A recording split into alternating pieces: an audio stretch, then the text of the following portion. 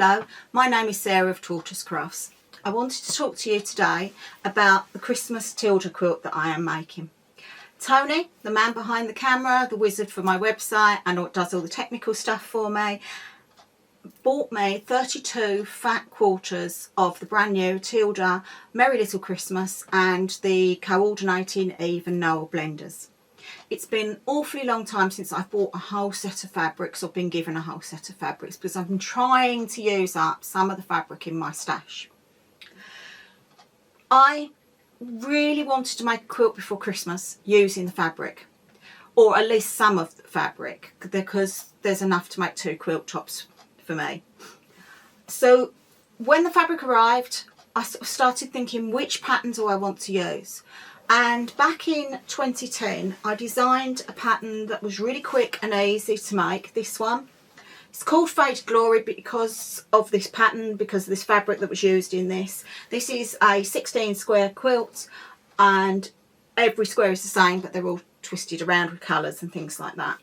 I use this, it's quick, it's easy for any level and ability. I then remade the quilt when Lewis and Irene brought out their bookworm range of fabric for Laura, and this is exactly the same quilt design, but it looks totally different. This has only got 9 squares because it's got big wide borders on it. This was the perfect quick project for me to do.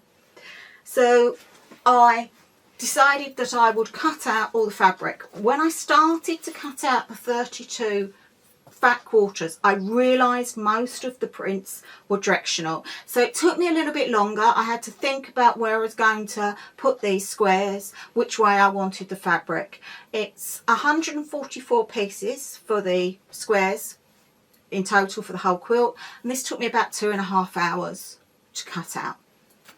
Just as a reminder, the pattern is available as a free pattern on my website. More on that later.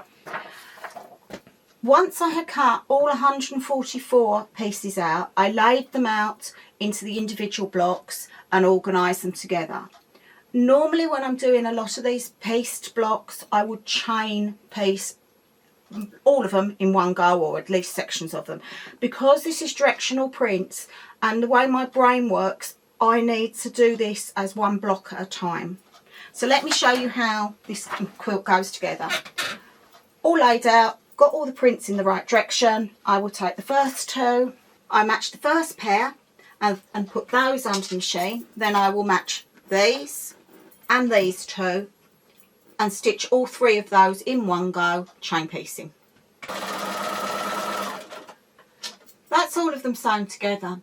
Please note, I don't use pins. I'm always saying to my classes, pin, but because I've been doing this for so many years, I rarely pin unless it's really necessary.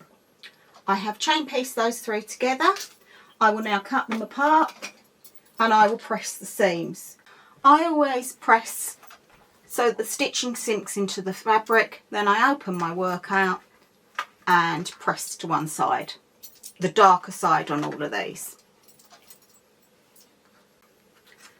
Now the first 3 pieces are done, I will then stitch the next pieces together. So it'll be that piece to that one to that one, and this to this. Again, chain piecing, cutting apart, pressing. I have my 3 units and all the fabrics are the right way up. I've just got to join these 2 together to have my final 2 parts of the quilt. I have my 2 pieces. These are now the bit where I'm going to join them together, and this is the only set of seams I've had to actually match. So I have pressed this set of seams that way, this set of seams that way. So when I go and put them together like that, they will absolutely lock, nest, whatever you want to call it, together.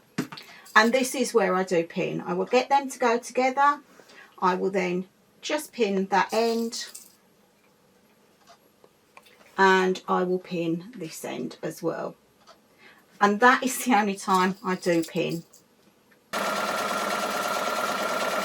That's another completed square to add to the others that I've already done. I've just got a couple more to finish and then I will have all 16 of these squares done, and then I will make the decision on how I'm going to quilt it. I quilt as you go. I will layer each of these blocks with my wadding and my backing fabric and will quilt individually because it's so much easier than on the sewing machine. So I will come back in a while, not sure when, but when these are quilted up, and explain how I'm going to quilt it. A couple of things to remind you: the pattern is available on my website in the members section. It is completely free to become a member, and that gives you access to all the patterns on there, and they are free to download. Tony will put a link somewhere in this to that. Secondly, please like my videos if you've enjoyed this. Apparently it does something and helps me get more views. And thirdly, if you'd like to see the next part or anything else I'm doing, then please subscribe to this. Again, Tony will sort that all out and be the wizard in the background for all of this.